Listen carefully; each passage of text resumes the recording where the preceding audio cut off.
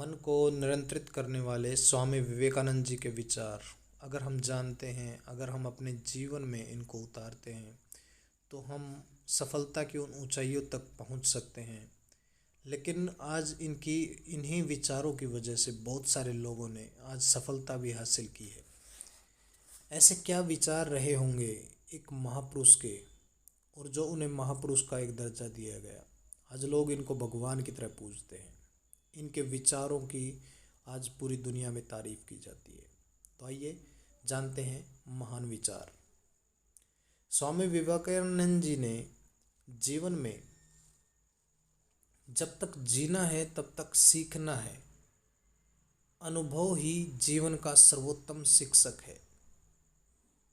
हमें जो जीवन मिला है जब तक हम उसको जीते हैं तब तक हमें सीखना होता है, और हमें हर बात का, हर पॉइंट का, हर समय, हर क्षण हमें उसका अनुभव लेना होता है, उससे ज्ञान लेना होता है।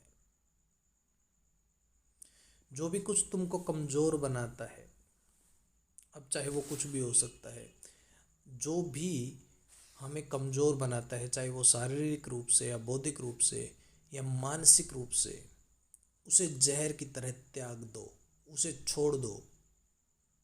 नहीं तो वो जहर अगर हमारे शरीर में हो या दिमाग में हो, वो कहीं ना कहीं हमें बर्बादी की तरफ आगे लेके जाता है। इससे बचना हमारे लिए बहुत ज़्यादा ज़रूरी है। वो धीरे धीरे हमें हमारी मृत्यु की तरफ लेके जाता है। इसके बाद अगर हम समझें, यदि मेरे पास आकर किसी और की बुराई करते हैं तो मुझे कोई संदेह नहीं कि आप दूसरों के पास जाकर भी मेरी बुराई करते होंगे। इसमें बहुत सारे साथियों से हम ये चीज़ देखते हैं, समझते हैं, हमारे पास बैठकर हमारे बारे में बातचीत कर रहे हैं, तो इसमें कोई दो राय नहीं है कि वो दूसरों के पास बैठ के आपकी बुराई ना करते हो। स्वयं में बहुत सी कमियों के बावजूद अगर मैं स्वयं से प्रेम करता हूँ